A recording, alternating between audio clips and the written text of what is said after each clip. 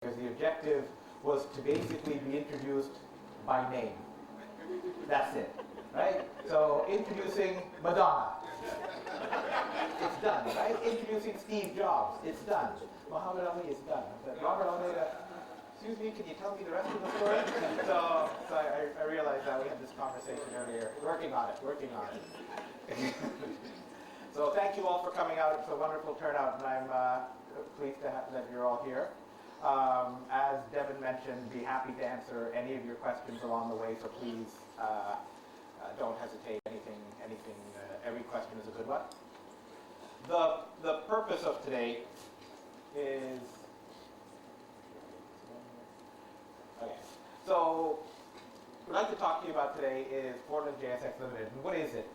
It's an opportunity to do what?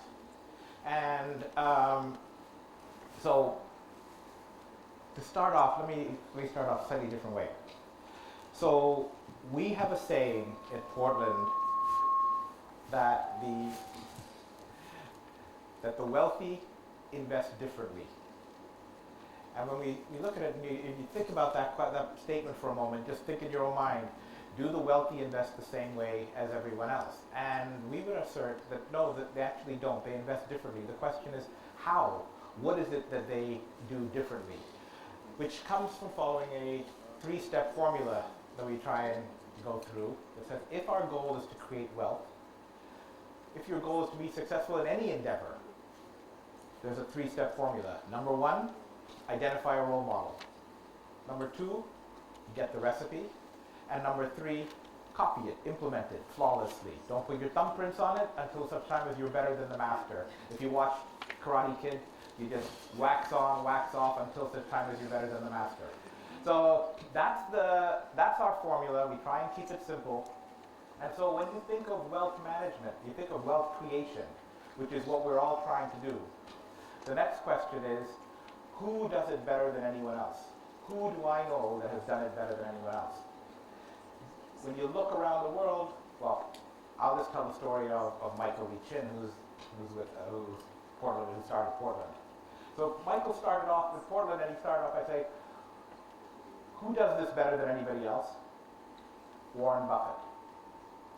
So one question is, what does Warren Buffett do I have to move around or okay?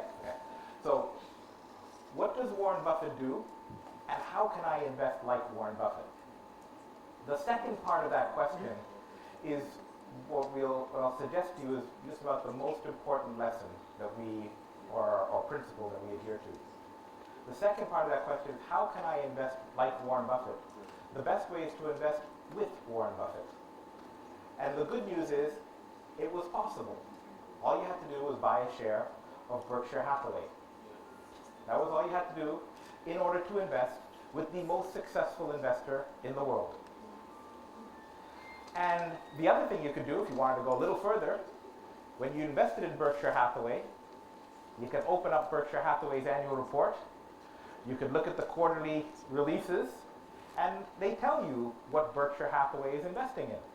And you would see that Berkshire Hathaway is investing in Coca-Cola. And you'd say, oh, gee, Warren Buffett, I'm in Berkshire Hathaway investing with him, but if I really like Coca-Cola, I can actually put a little bit more of my money in Coca-Cola. What am I doing? I'm investing like Warren Buffett. I'm investing with Warren Buffett. So the point being, co-invest is a great principle, is a hallmark principle of what we do, which is co-invest. Don't just invest, co-invest.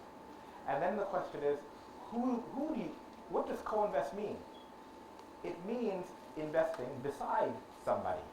So in other words, that person who you're co-investing with has skin in the game. They aren't just telling you a great story, they actually have skin in the game.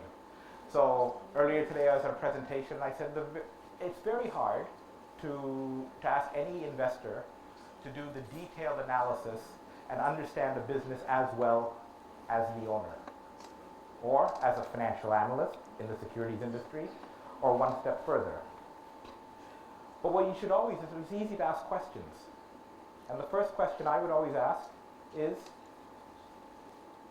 Anybody wants to give me an investment idea? First question I would ask is, how much money are you putting in it? Because I haven't met a person yet who wants to give me the opportunity to invest in Apple and don't want it for themselves. So Stephen Jobs didn't come to me and said, here, Rob, I'd like you to invest in Apple. And I don't, you know what, it's so good, I won't invest in it. I'll just give it to you. So that doesn't happen. And so that's what co-investing is. Find somebody who you're going to co-invest with. But what are you looking for in that person, in that group? Say we're looking for three things. Start off with looking for three things. Intelligence, integrity, and passion.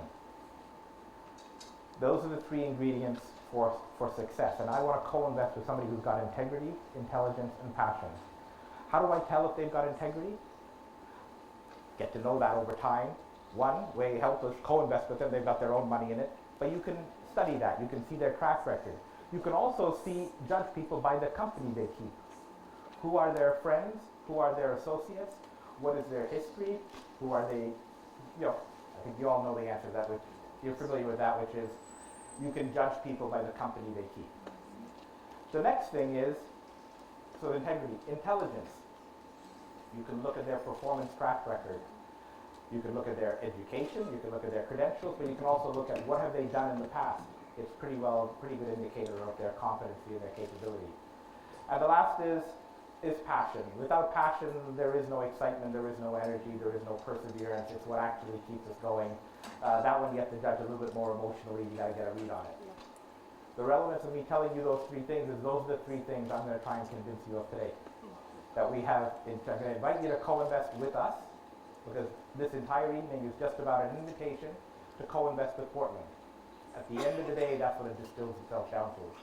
And in order to co-invest with Portland, it means we've got our money in it. And the second thing it means is you have to assess our integrity, intelligence, and passion. Okay? So that's what this evening's about. So as I mentioned, the opportunities to co-invest with us. So what are you getting when you co-invest with us? You're getting actually, let me start off with the Portland, for those of you who don't know the Portland history, so you first get that part. Portland was started in around 1983. 1983. So when Michael started in Portland, he got it going, and he created, and like I said, his first thing was, I'm going to start investing like Warren Buffett, built a portfolio, then looked at it and said, I think this is pretty good, I'm going to invite other people to invest with me. How do you do that? You create a mutual fund, and you invite people to invest in your mutual fund, and you're invested in your mutual fund. So they're co-investing with you in a fund that he started called the AIC Advantage Fund. AIC Advantage Fund was in a company called AIC. The Advantage Fund did very well, and AIC did even better. AIC was private, so Michael Lee Chind owned virtually all of AIC. So along the way you go, unit holders did well, Michael Lee Chind did better. But the next thing is how can we invite people to participate? So I'll bring you to chapter number 2. With the gains we were earning on AIC, the opportunity came along to buy National Commercial Bank of Jamaica. So invest in NCB. When it came to NCB, the opportunity existed for everybody to co-invest with Portland in NCB. Everyone had the opportunity. It was a publicly listed company. The invitation was come co-invest with us. We're putting $150 million in. Who would like to come co-invest with us? We started to then buy up other companies in Jamaica. As we started to invest in other companies in Jamaica, we thought this is pretty good, but again, nobody else is participating with us. Why don't we invite some others to do it? So we went to global institutions and we said, we formed AIC Caribbean Fund. And we went to global institutions and said, we've got, at that time, we had about $300 million at cost invested in Jamaica. And we were investing, and at fair value, we had about $600 million invested in Jamaica. We said, this is what we're doing. Come join us. Come co-invest with us.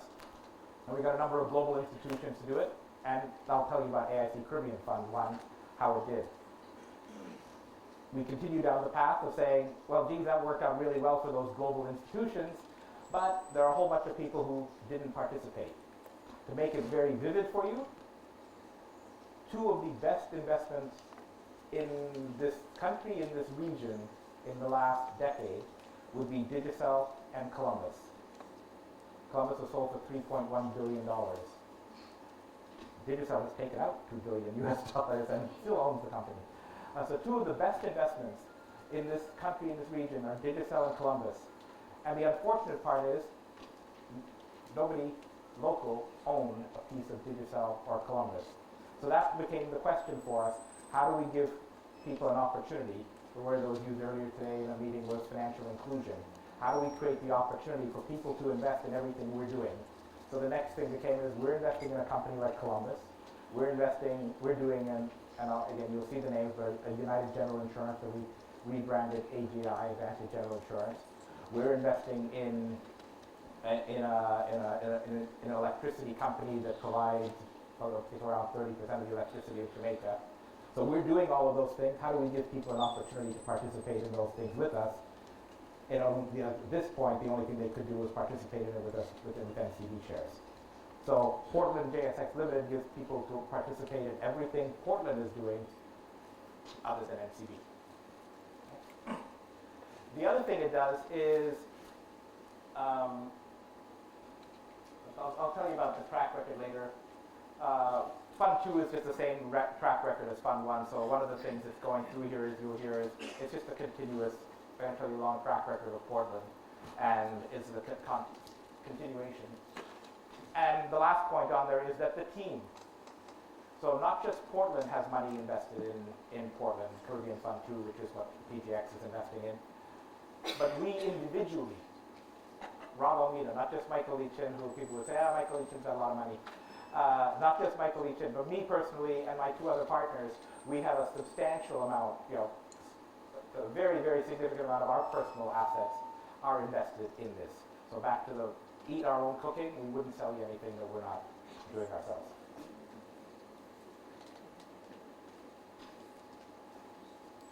I said co-invest. Who are you co-investing with? Judge us a little bit by the company we keep. So when I said we went out in 2006 to global institutions, the investors that came in and are investors in our funds are IFC, which is the International Finance Corporation. It's an arm of the World Bank. European Investment Bank, and maybe I should just, I had lots of meetings yesterday and today, so one of the meetings today first is prove it. Prove all these things. So I'm going to tell you, all you have to do is just go Google IFC, International Finance Corporation, European Investment Bank. You will find that European Investment Bank is the largest public sector bank in the world. And you will see that they were initially funded with money from the European Union. You will see somewhere buried in there, it'll list Portland, AIC Caribbean Fund and Portland Caribbean Fund 2 as investments in which they are invested. And in fact, one of my partners is going to Luxembourg next week to be, in their case studies, we are being showcased. We, Portland Caribbean Fund, but we, the Caribbean, Jamaica, are being showcased in Luxembourg as a case study in successful investing in a market like Jamaica and the Caribbean.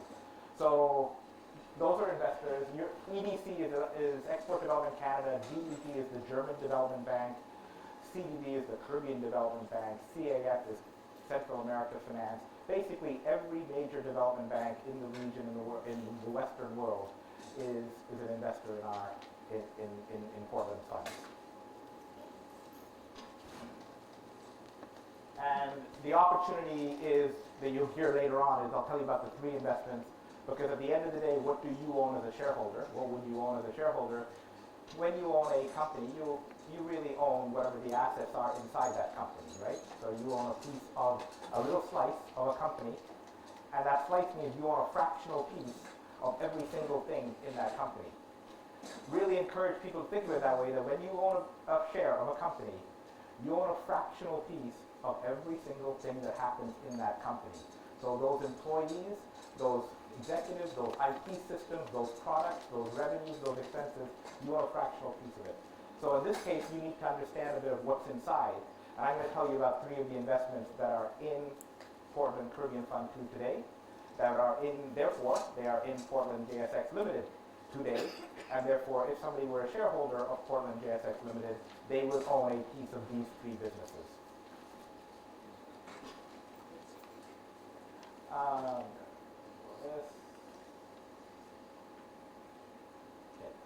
So skip over those because those are just the words that go along with this picture.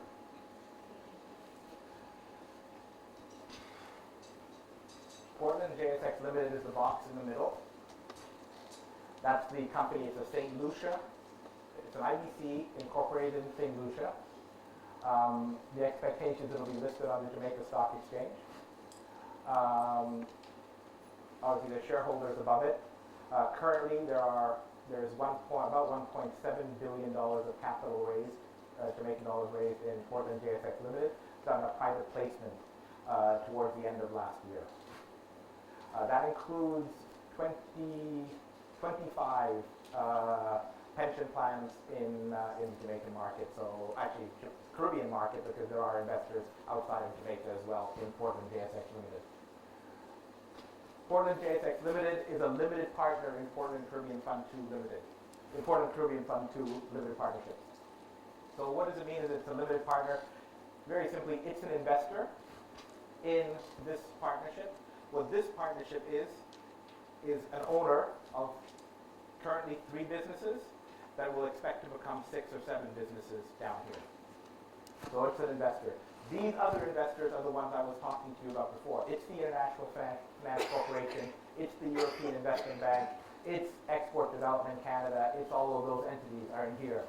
This is going to be about $150 million US dollars. This is our 17, so closer to $160 million US dollars. This is our 17 million coming in from Portland private equity, and Portland JSX would be about 30 million, the equivalent of 30 million US dollars in Portland Caribbean Fund 2. So, governance. The governance part of this is we manage this fund and we administer Portland JSX Limited. Portland JSX has a board of directors, and we'll have an expanded board of directors that you'll see. The current directors, one of them is a member of Portland, our group, Doug Hewson. Another person is a lawyer in St. Lucia, Trevor Kozier. Pat Francis, who some of you may know, is going to be appointed as a director. Patrick McDonald, who's a lawyer with Hart Muir Fana, is going to be a director. And Jonathan Murphy, who runs High Net Worth Families office in Cayman, is going to be a director, and that will be the initial, or the director immediately post IPO. In addition to the board, and I'll just start off down here, because the governance structure that comes from having global institutional quality investors is very rigorous, and so I'm just going to spend a couple of minutes. Sorry if it gets boring. Somebody here likes compliance, right? So, so I'm going to tell you, but it's important to understand the governance structure. We manage this entity here. Here's these investors like the IFC. In order to make sure that we manage it right, of course, there's financial reporting, there's all these things, we have our own money in it. But on our investment committee, which is made up of our 4 partners, Michael Leachin, myself, Joe Vecchio, Doug Hewson, there is an independent member on the investment committee who was formerly the head of private equity at the European Investment Bank. He is a retired executive from the European Investment Bank who has invested all over the world. He's an independent member of our advisory committee. His role is to check for conflicts of interest, to monitor our practices for governance, directly inside of our management. He reports to this committee over here called the Joint Advisory Committee. This committee is populated by representatives of investors who invest more than 15 million US dollars. So it's populated by a representative from the IFC, a representative from the European Investment Bank, a representative from the German Development Bank, etc. Any matter that involves a potential conflict of interest, we have to go to them to get approval in order to do. So our job is to manage these businesses, but we have to do it subject to the governance of this Joint Advisory Committee. And just to make sure we don't have a slip of mind where we don't see a potential conflict of interest, the independent member, Justin Mosby, sits in our discussions when we're making decisions and can flag and say, you know what, I think you may want to talk to your investors about this because here's where there might be a concern. So it gives us a conscience.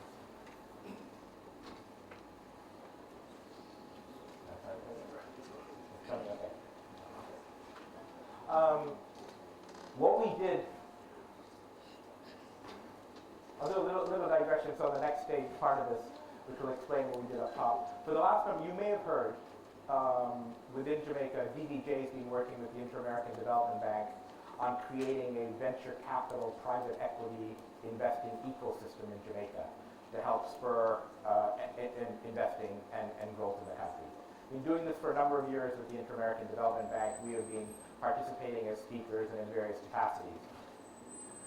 And all of that is, when we say develop an ecosystem, is an ecosystem that says, let's make sure that we have investors that understand private equity. Let's make sure we have analysts securities analysts who understand private equity, lawyers who understand it, accountants who understand it. Everybody in the entire ecosystem can understand how this all works, just as well as these folks do globally.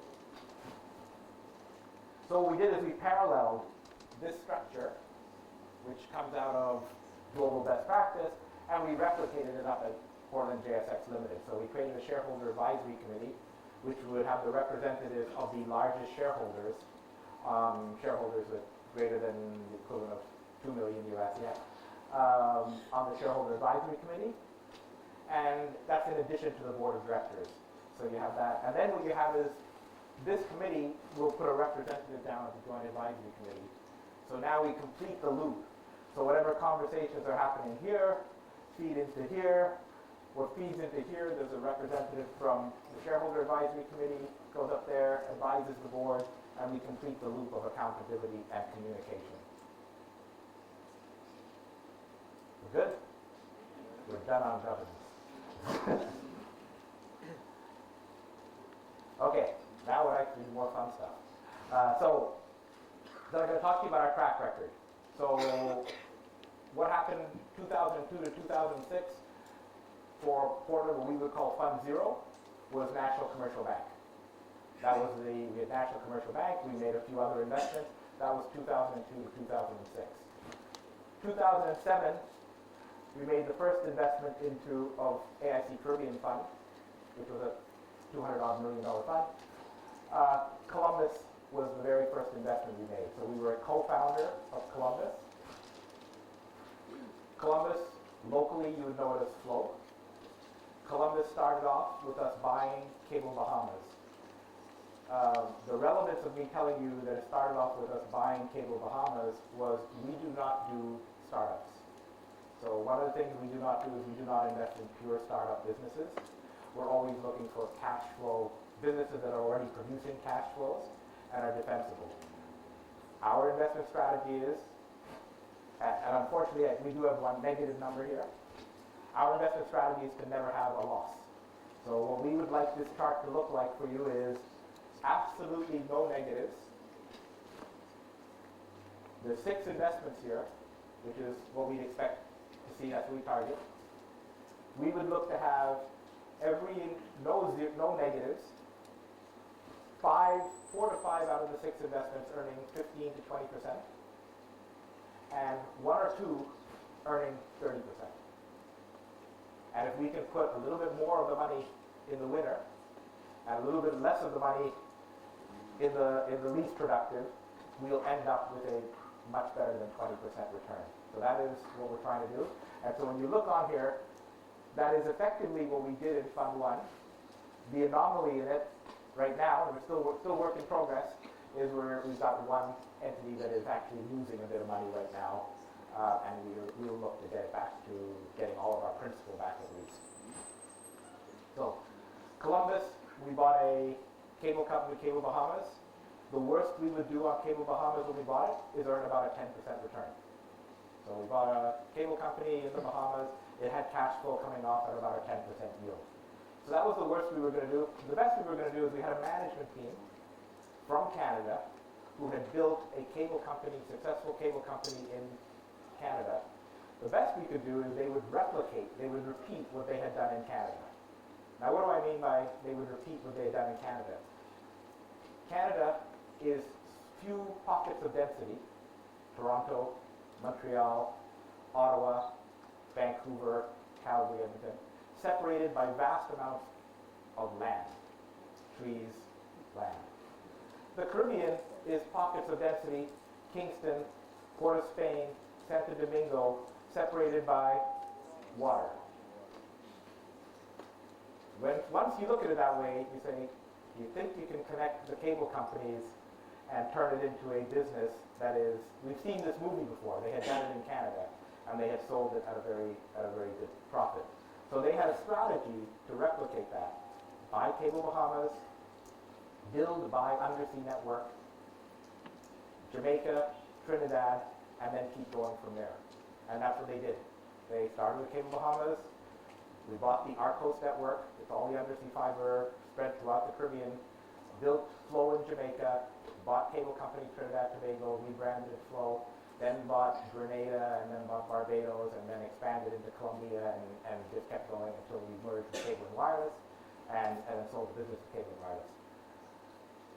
So, strategy, we're looking for movies we've seen before, that we know how the movie ends, and we can play it again.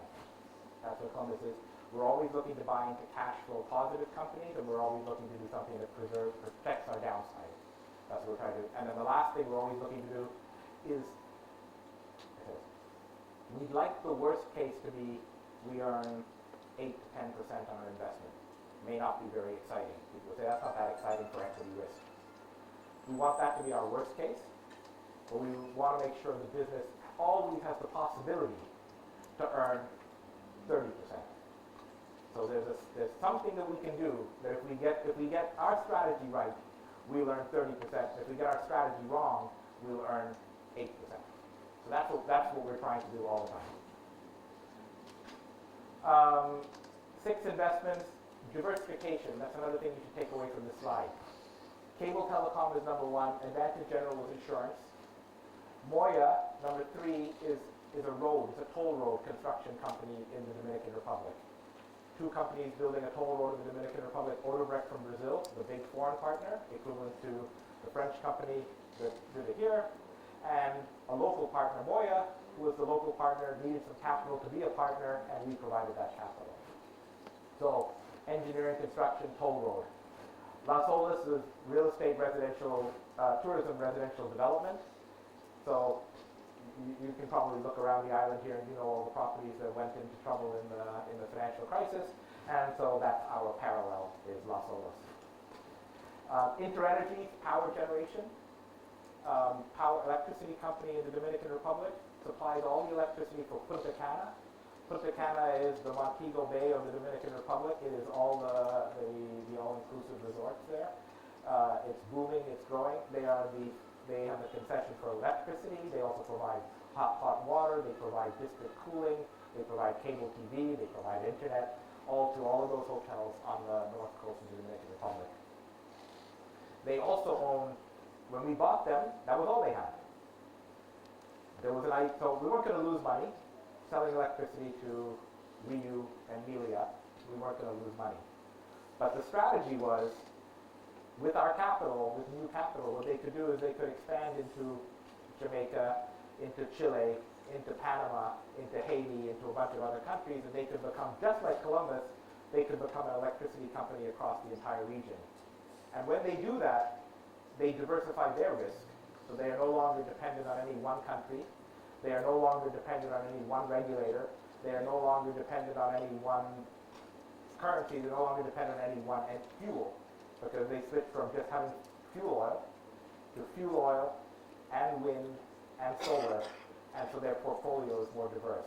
So along the way, the business is getting less risky, and its cash flows are improving, and it's becoming more profitable. That was the strategy.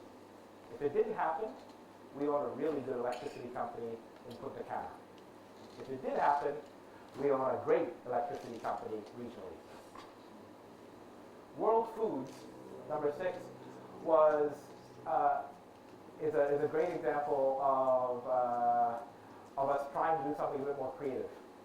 So World Foods is the largest non-genetically modified seed company in the United States.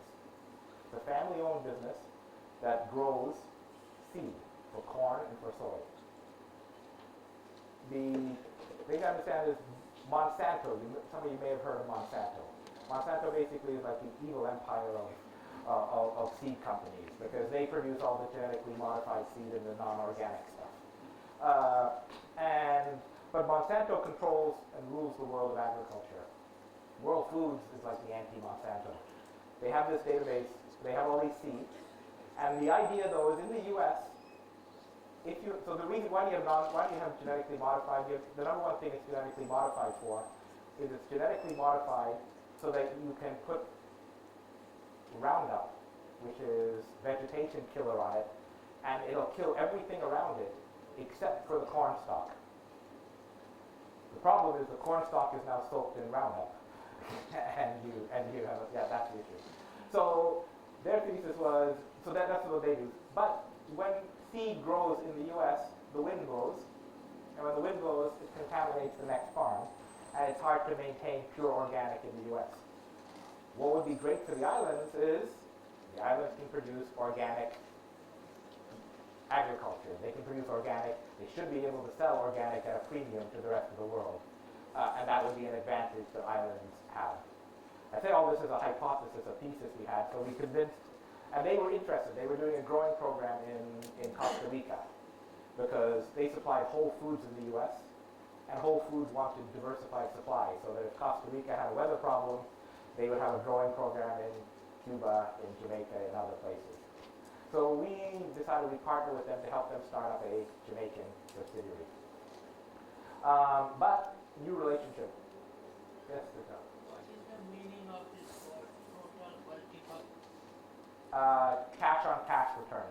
So you put in $100. For the first one, you put in $100, you get $520 back. Why do you invest in one point? Why did we invest in? It's the outcome. It's not what we were hoping to do. Why would you invest in one point when you're trying? Because at the time we invest, we're hoping they're all, like I said, at the time we're investing, what are we hoping? Our plan right at the beginning is that they're all going to turn into 2.5. That's our hope. That's our plan. Our negative scenario, our pessimistic scenario, is that it'll turn into 1.5, 1.7. Our optimistic scenario is that it'll turn into 5 times. 5 times what? Whatever I put in. You will get it back? Yeah. In cash? Yes.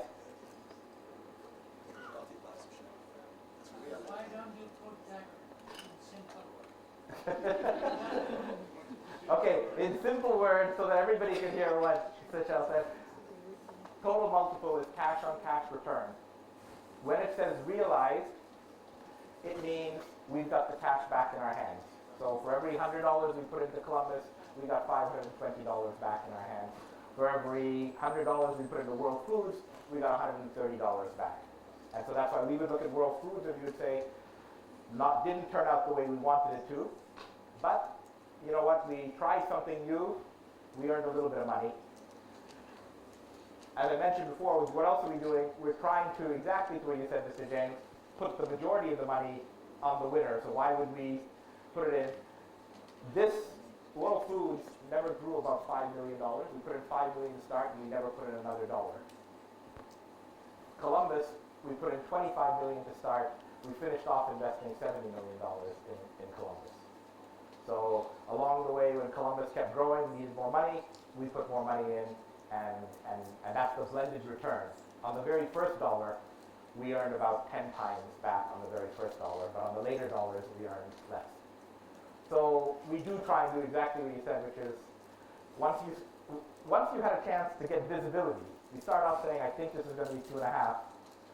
After a while, you get to see whether it's doing this or it's doing this. And with time, we get more confidence and we try and allocate more money. Okay, so the key messages here, Las Olas. So real estate development. I wouldn't want you to think I in any way skate over the one that is losing. So it's real estate development. It's our Palmyra. So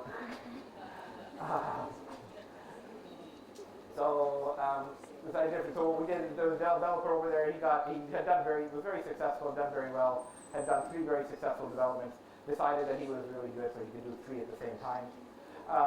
Started 3 projects at exactly the same time. Financial crisis hit, ran into problems. He had been successful. We wanted to do stuff with him in the Dominican Republic. What we said is we'll take 1 building, we'll fund it to completion, deliver the units to the buyers and collect the receivables, and we'll earn our money. That would give us our 10% return. And by the way, what we also want is we want options on all your other developments.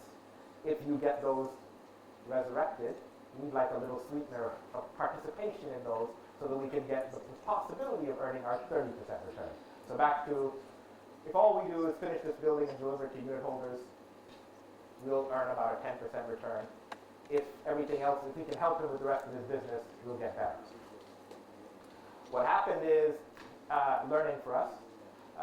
When somebody has 3 developments and you help them with 1 development, some of your stuff ends up going from 1 development to the other.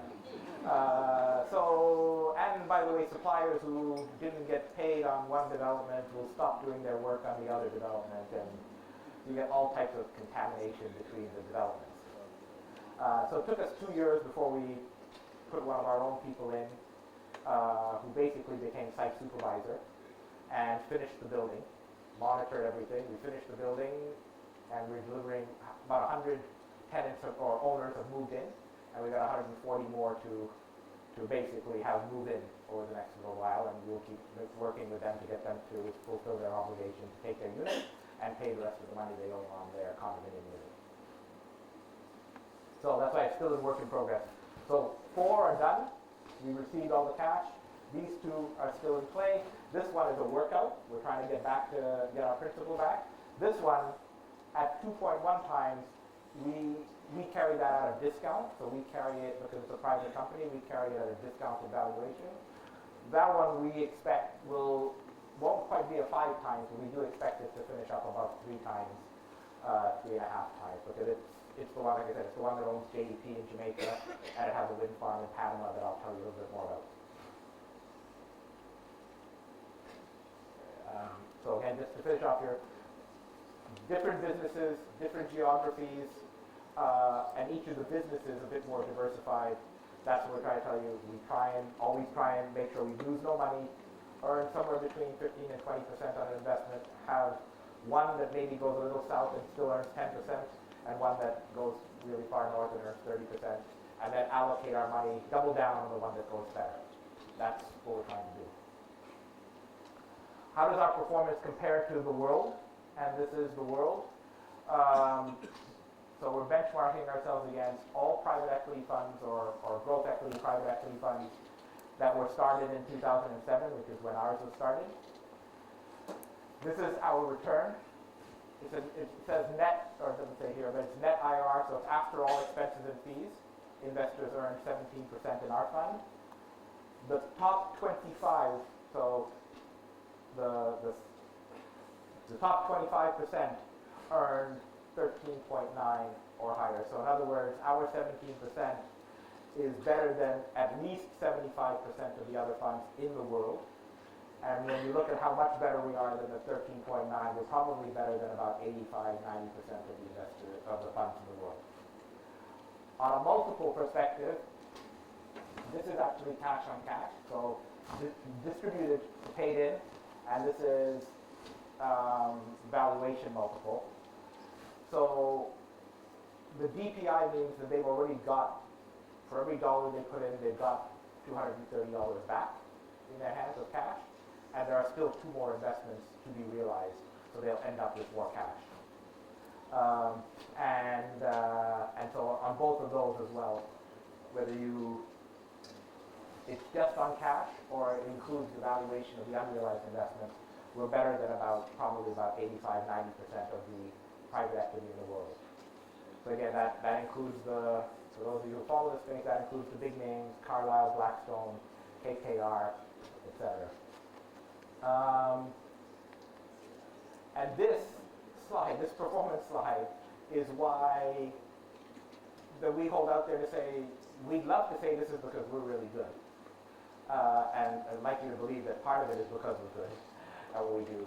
But we argue that the bigger reason this is good is because there are an abundance of opportunities. There are phenomenal growth and return opportunities in the Caribbean.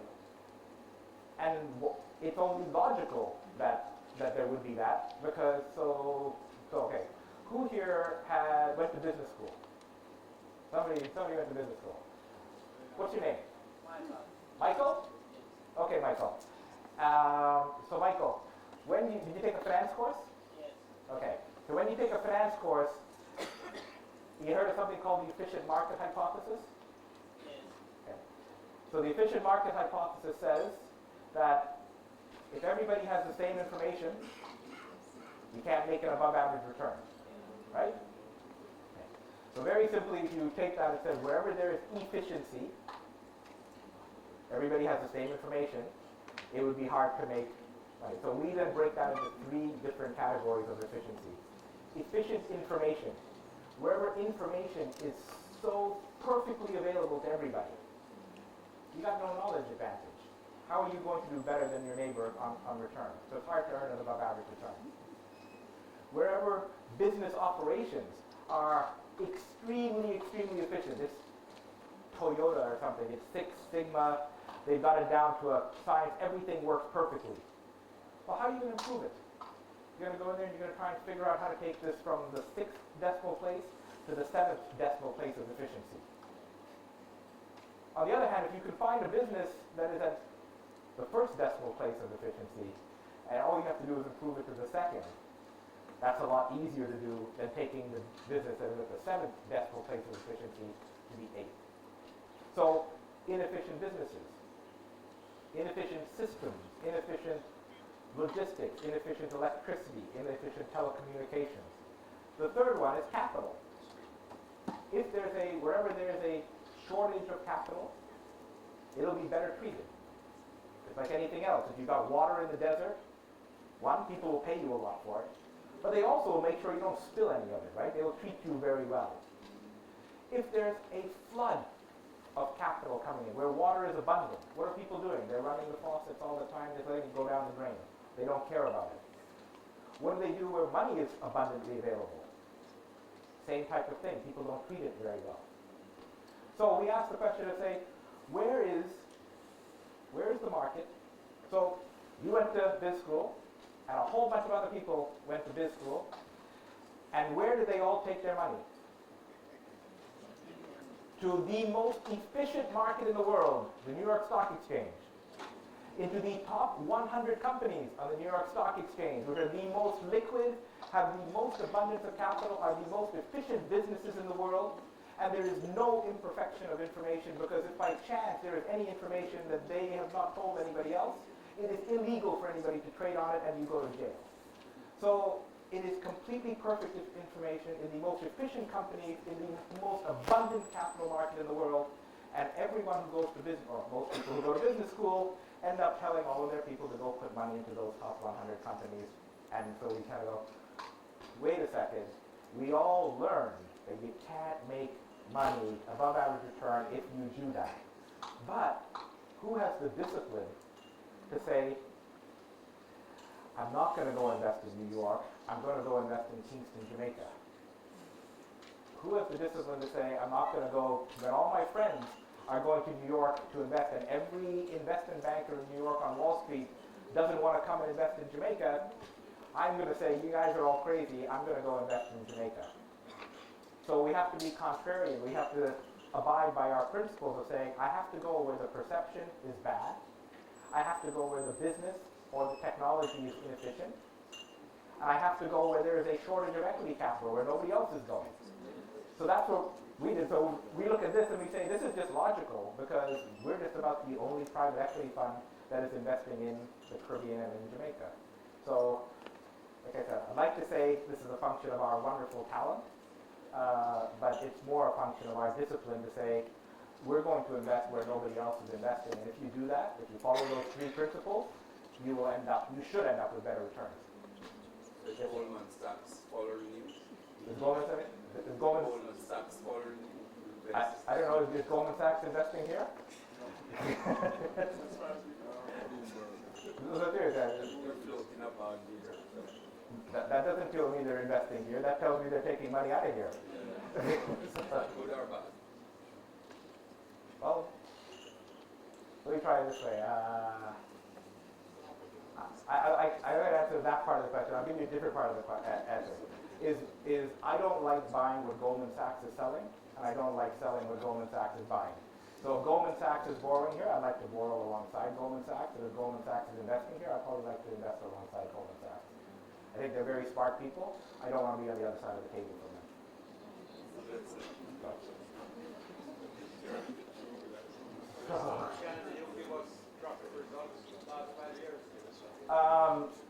So these returns are since 2007. So that 17% is the return on investment since 2000, and so it's effectively an average ROE since 2007. The 17% is the annual return on investment since 2007. Yeah, so think of it as the return you get, your return that you put in $100, you get $17 back on average every year since 2007. How are the returns? Sorry? How are the returns paid out? Quarterly or? It's not steady, so which is a great question. Yeah. It's not steady. And that actually is, I said one thing is about where we invest, so we invest in markets that nobody else is doing. The other big thing that we take advantage of, which I'll say is something for each of you to think about individually. Every investor has to think about this individually. Everybody would like to have an investment that is completely linear, right? Pays out a completely predictable amount of money every month or every quarter, and a guarantee of principal at the end, and fully liquid, that if for some reason I change my mind tomorrow, I can sell it. That's what everybody would like, right? And for that, you can earn 0% on a T-bill in the United States. So that is what everybody likes. So now I'll just put it into a little bit more tangible terms. A business. Sorry, your name, sir? John Leiber. John? Okay. Okay, John, I don't know if you own a business or if you work in a company or what you do, but I'd like you to think about somebody who owns a business. Okay, just think about it for a moment about somebody who owns a business. They own a business, and they come along to a certain point after a number of years. They built a successful business, and they're getting a little older. Their children aren't interested in the business. They think they need to sell the business. So they call up Victoria Mutual, and they say, "Can you tell me what my business is worth?" And Victoria Mutual, Devin comes along and says, "Absolutely, we do this for people. Let me tell you what the valuation of your business is." Says, "John," it was John, right? "John, give me your financial statements. How much money do you earn?" And he looks at your financial statements, takes it away, and your financial statements, let's say, show that you earn $100,000 a year. He looks at it and says, "Let me take it away, John." Does some analysis. What analysis does he do? He goes and he looks at market comparables. What do other businesses like this trade at? Best place to go look for market comparables, the stock market. So come back and they say, "John, you know what, businesses like yours, they trade for 10 times earnings." So you say, "Oh, my $100,000 is worth $1 million." Says, "Well, sorry, John, that was the good news. The bad news is your business is private. It's not liquid. So your business isn't worth $1 million. It has an illiquidity discount. So it's only worth $700,000, John." Same $100,000 of income. One place it's worth $1 million, the other place it's worth $700,000. I'd like you to just, for a moment, just turn it upside down to do the math of return. If you pay $1 million to earn $100,000, that's a 10% return. Right? If you pay $700,000 to earn $100,000 return, that's closer to about a 15% return. The only thing that changed was the liquidity discount. So, if you know for sure that you don't need your money for 5 years or 10 years, why would you ever give away the liquidity discount? So why would you not earn the liquidity premium that somebody else who says, I don't know, I might need that money tomorrow, or I'm a trader and I want to be able to buy and sell. All of them need liquidity. For the person who doesn't need liquidity, who can tolerate some volatility, who doesn't require predictability, that person can earn a superior return. So one of the things we do, called private equity, is 10-year investing. But that's what Berkshire Hathaway does. It goes and it buys businesses that, as a private business. And as a private business, you should earn a higher return than you do on a publicly listed business. So we buy private businesses. The returns are not predictable. Our time horizon is around 5 years for an investment. We do look for all businesses that we buy to be cash generating, but it could start off at a 3% dividend. It could then move up to a 10% dividend. It may start off at 0, go to 10. In the case of Columbus, we started in 2007, bought a share at $1. In 2009, we got a 50-cent dividend. Then we didn't get another dividend or anything until 2012. Then we got another 35-cent dividend, and we sold 20% of our shares to John Malone, who is the most largest cable owner in the world. So we got all our principal back, and we had earned this. Then later on, we sold all the shares to Cable and Wireless at, we sold some shares to John Malone at around $3, and we sold all of them to Cable and Wireless at $6.80. But the point being, 2009, so 0, 0, 50%, 0, 0, 0, 35%, 0, 200%, 300%. So it's lumpy. And for that lumpiness, we look to earn a premium. For being willing to lock in our money, we look to earn a premium. For illiquidity, for volatility, we look to earn a premium. And we would encourage every investor to say, somewhere in your portfolio, there's $1 that you know you don't need for a long time. For that $1, you should probably find an asset where you can earn regardless of whether it's this asset or any other asset, you should find $1 where you earn an illiquidity premium, right? The easiest way to think about this is a fixed term deposit. Demand deposit, you probably get paid close to 0. And if you put it up for a fixed term, you get paid, what do you get paid for if you lock it in for 5 years? 3%? Okay, so less kind of like, I don't know, 0 to 3. If I give you the Canadian equivalent, it would be you earn 0 on short term and you earn 2% for 5 years. That would be the Canadian number. When you take that and move it out of a bank deposit and move the same thing into equity in a company, 10%, the spread grows 10 to 15. If you go into a slightly more risky type business, the spread grows even more. That the liquid version is 15%, and the illiquid version is worth like 25% returns. So it keeps going. Do you use leverage? And how much leverage? So in the fund we don't use any leverage.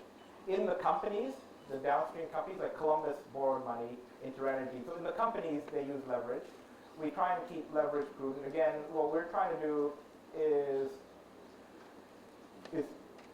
take the various risks. So many people will say, in order to earn a higher return, you have to take on more risk. But because there are different types of risk, we want to pick and choose which risk we're taking and which ones we can manage better. So in this case, we're saying we're going to a market that is less liquid, right? So we're taking on a liquidity risk. We're taking on some other risks. Therefore, one, we're already earning a higher return. We don't need to take on as much leverage in order to get a return because we're starting off with a higher unlevered return. On the other hand, we could go into the United States and we could find something that has an unlevered return of 6%, but with leverage we can get it up to 15. And in that case, somebody would argue we're getting U.S. risk, so that's lower, but we're taking on lots of leverage risk. So in our case, we're trying to say we'd rather take on business risk, we'd rather take on equity risk, we'd rather take on risks that we think we can manage better than the next person, and not take on as much uncontrollable leverage risk. Or I shouldn't say uncontrollable, but with our strategy, leverage is not a part of our strategy.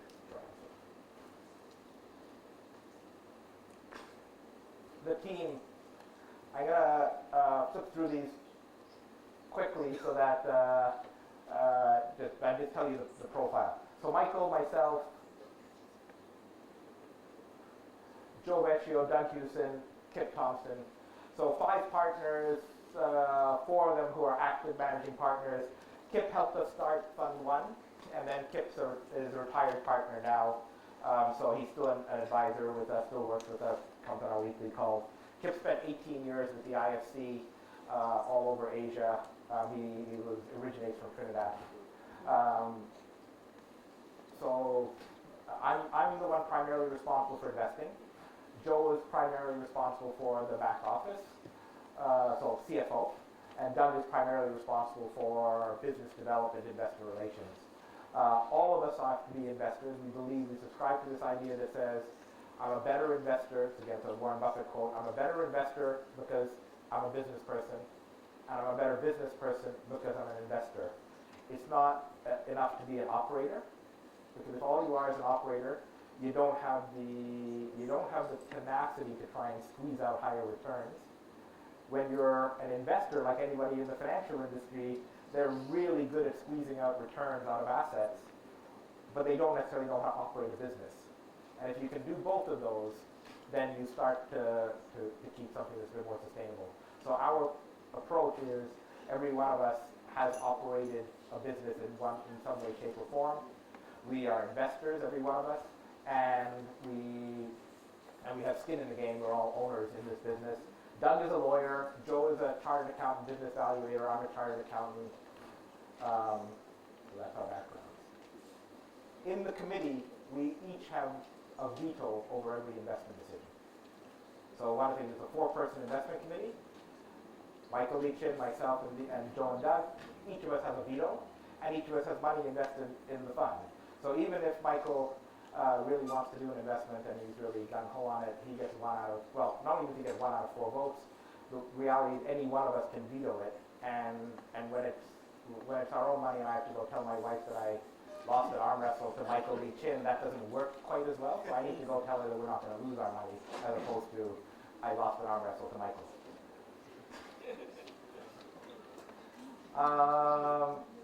The team talked a lot about this.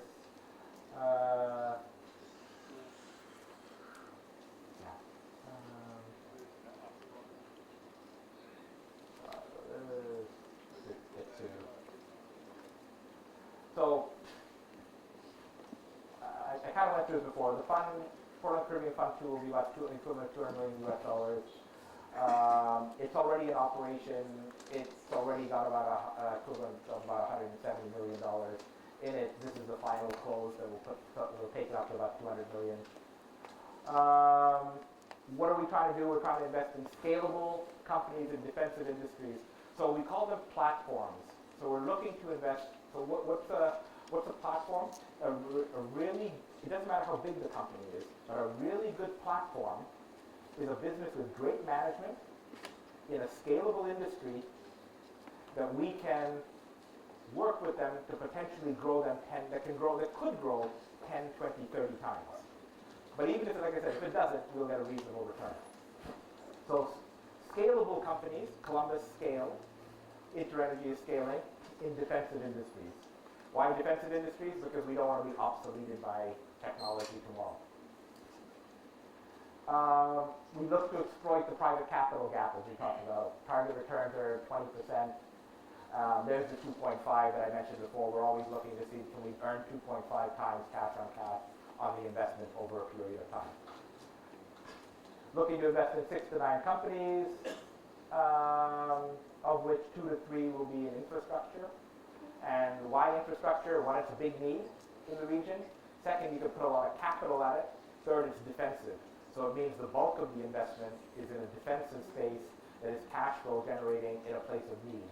And then we can kind of put some cherries around the top of other types of businesses that have different profiles. We look to invest the equivalent of $10 to $30 million in each investment. Environmental, social governance, ESG, because of who our investors are and because we believe it's the right thing. From a risk perspective, it's kind of crazy now. In today's world, if you are not highly environmentally conscious, you take on an extreme amount of risk because you don't know if something bad is going to happen and what the lawsuits and the repercussions of that are. The second is you just don't know, for example, in carbon, when you're going to get hit with a carbon tax, when you're not going to be allowed to use that fuel anymore. So to the extent that you pollute the environment, you run a risk in today's world of worrying about global warming. So we operate and try to get all of our businesses to operate. We're required to get all of our businesses to operate to the IFC World Bank performance standards, which are higher than most of the local standards in any single country, and they audit us on that. Diversification, we try, like I said, 6 to 9 companies, so it's about a 15% concentration limit. The fees, we charge 2% during the investment period on committed capital. So we spend about 5 years trying to invest the money, and then we spend 5 years realizing the money. And that's the 10-year life of the fund. So during that period of time, 2% fees on the first 5 years. And on the second 5 years, it's 1.75% of the invested capital. So it's a declining base in the second 5 years. It says 20% subject to European waterfall. What it says is we have a performance fee. The way the performance fee is it's calculated only after every investor, and you'd like this one, gets 100% of their principal back, an 8% compounded return, and only after the investors have received 100% of their principal back and an 8% compounded return on all their money, not even partially along the way, all the money, do we start to collect a performance fee. The performance fee is 20% of the return. So if the return was 20%, we would earn 4, and the investors would get 16. Very simply, that's the split. But we do not get our 4 until so if all the investments did was earn 8%, we would earn 0 performance fee, and the investors would get their 8% return.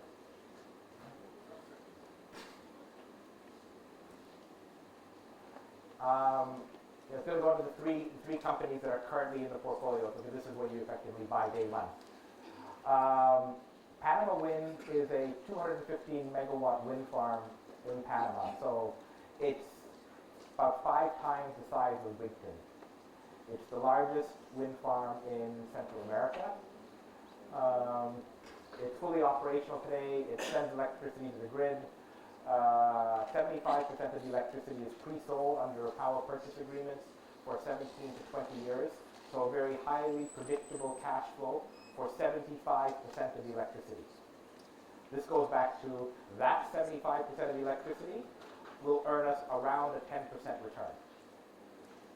If the wind blows a little bit better, and if the spot price of electricity, if the price of oil goes up, and we sell that electricity, that 25% extra at a pretty decent price, we can earn around a 20% return.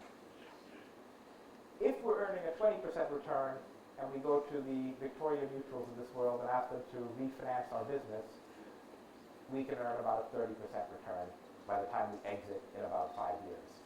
So back to, if we did nothing but hold it for life, we would earn about a 10% return on the 75% of the electricity that is pre-sold. If we do a few things right, we can earn 20 to 30%. I started off today talking about co-investing. Who are we co-investing with in this? We're not experts in wind energy. Who are we co-investing with? We're co-investing with InterEnergy, which was an investment in Fund 1. We've got to know them. We like to invest with the people we know. Some people would say that's a conflict of interest. We say because it's a risk to invest with strangers. So we'd rather invest with the people we know, which is InterEnergy. We know their track record. We know what they've done. They have, Rolando Gonzalez-Bunster owns over 50% of the company. He has about, InterEnergy is worth about $800 million, so he's worth about close to $500 million US of his family wealth is invested in that company. So he has a lot of skin in the game. We just took the opportunity. They said they were going to invest in Panama Wind. We said we'd like to partner with you. They said okay. Said it's $100 million of equity. We said we can only put in 15. They said okay. We put in 15. We put in 85. We probably could have put in up to 49. He would never sell us more than 50%. So we probably could have got up to 49. Concentration limit 15. So that's one. Panama Wind Energy pre-sold. Second is CDBI, which is actually, CDBI is, we said Columbus, back to invest with the people you know, Columbus, we co-founded with a group with CDBI. CDBI, the first C stands for Clearwater, company owned by John Risley. So we co-invested, we partnered with John Risley to start Columbus. When we sold, we were kind of in the second 5 years of our 10 years. Cable and Wireless was going to buy it. We sold all our shares. John Risley didn't. He exchanged his shares of Columbus for shares of Cable and Wireless. He became the largest shareholder of Cable and Wireless. The story wasn't over, right? Because flow's still good. These businesses are all still growing. There's still more YouTube, still more Twitter, still more Instagram coming. There's more smartphone penetration coming in Latin America, and there's still lots of companies to buy. So we said we'd like to stay in. So we went to John and said, can we now invest in your company? So John let us invest in his holding company, CDBI, which meant that we effectively now owned a slice of his Cable and Wireless interest. So he was the largest shareholder of Cable and Wireless, and we owned a fraction of it. Liberty buys Cable and Wireless now, and so the good news is we're up about 30% in 1 year. I guess the better news is we're trying to figure out how we can stay in for another 4 years. Well, that's something we're working on right now, is how we don't just finish up 30%. But again, we leverage the relationship, and that's why we're confident that we'll figure it out, because we know we can keep working the relationship with the Clearwater team. They like us as a partner, we like them. Clarion, now we come into our sweet spot, financial services. This is a bank in Bermuda. Bermuda has never had a recession in the history of the country. So they finally had one. And we probably thought we should have just, all we had to do was, see, this is the movie that Jamaica's seen before. So they have a recession, they have loan losses, housing prices drop a bit, they have bad loans, etc. And the banks over there have a hard time figuring out what the heck they're going to do.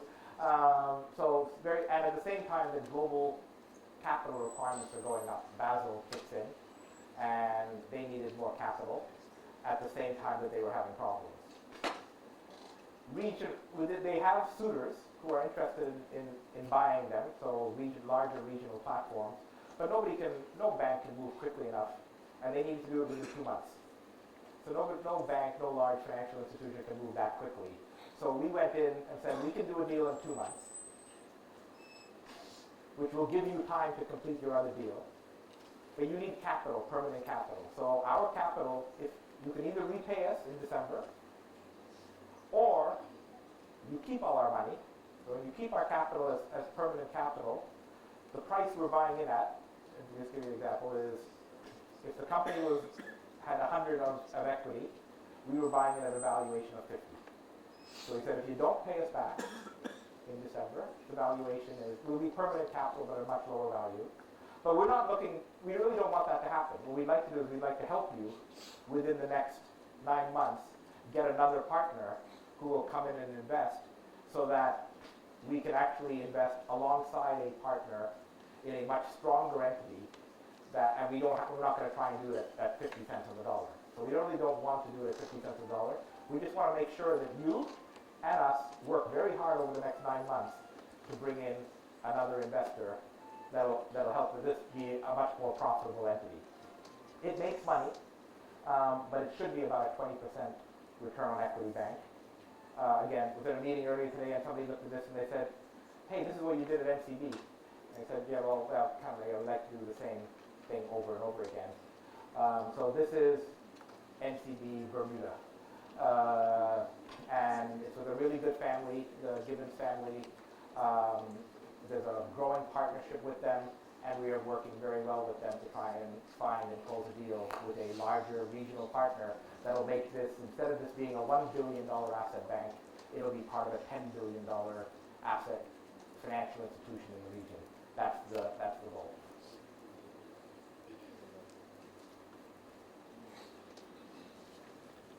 I think this is the last slide, so offer terms. We're offering 1.23 billion. The company has about 1.7 billion today. We're offering $1.23 billion, looking to raise that at a share price of $11. The primary purpose of the organization is to invest as a limited partner in, or primary mechanism of the company is to invest as a limited partner in Portland Caribbean Fund 2. The purpose of the organization is to hold a portfolio of companies, 6 to 8 businesses that you'd be proud to hold, that are great businesses that are in the industries of electricity. So what would a shareholder, should the shareholder expect? That they will end up being a shareholder in a company that owns 6 to 9 businesses. Those 6 to 9 businesses are in industries like telecom, electricity, and financial services. That's what they should expect to see. The mechanism of doing that is by becoming a limited partner in Portland Caribbean Fund 2. It's not limited or restricted to that. Unfortunately, I'm unable to see the financial of the companies. I'm just curious to know why $11? Why $11? Sure. So so go back to the principle of why, of how, so sorry, just you will see a number in financial statements. You'll get a prospectus, right? So you'll see financials and you see a number. That $11 would compare. So first I'll just tell you what it compares to, just so that I fulfill Devin, the promise of Devin is there is no bad question, I'll always be transparent. That will compare against a net asset value or book value of around $9.90. Okay? So that's what it will compare to. I think that's the number off the top of my head. How did we arrive at $11? The principle, there's 2 ways we could do it. One is we could go and look for market comparables of businesses that expect the return profile that we're expecting and what kind of price to book should they get. There are some comparables. You can look at them yourself. You can probably go look at the price to book of Sagicor Real Estate X. You can go look at the price to book of the latest equity bought deal rights issue. So you can go look at market comps. You can go look at market comps of any of the companies on the exchange and see the price to book. The approach we took was similar to what is used in private equity, which is to try and treat all shareholders as if they came in on day one. So notwithstanding the fact that all of this started in 2014, we're trying to treat all investors as if they all came in on day one. So in the case of Portland JSX, those shareholders came in at $10. The company was formed at capital of $10 a share was the private placement. And what you basically get between 10 and 11, or between the NAV and $11, is the difference between the $9.90, or at least the $9.90 and the $11. The difference is the cost of the IPO itself is about 4%, so 40 cents, somewhere around there. So about 40 cents of the $1 difference, 45 cents is the cost of the IPO, the raise. And the other part is what's called a look-back expense. So on the one hand, you pay expenses, you pay equalization interest, because effectively by coming in late, you effectively have borrowed money from all those who put the money in day one. And you're now going to exchange, and you're going to say, oh, I'm going to take half of your assets, and I'm going to give you the money. And so for that, you pay an equalization interest, you pay the expenses that were incurred during that period, and you get the asset, the CBDI one, with a 30% embedded gain. You get the Panama Wind one after it's fully operational, not going through its startup period, and you get Clarion Bank without having to go through the negotiation. Like other people bought with no investment. They bought a complete blind pool. You're buying something that already has three companies in it. So that's how we try to do the equalization, which is the way it's done in private equity, is to try and create a fairness between those who came in on day 0, those who come in day 1, those who come in day 2. That's how we did it to do this, to make it very consistent with private equity. Like if we were ever to do another rights issue in the future, we'd have to do it more on the market multiple market comp basis, which I think would be a lot higher. My understanding is the comps would have probably put that up around $13 or $14, but like I said, you can find your own comps, but that's not even how we try to do it. But it would give you some comfort. The reason I'm sharing this is I think it'll give you some comfort that if we did a comp approach, this is actually a pretty good price. But the approach we took was just trying to equalize shareholders.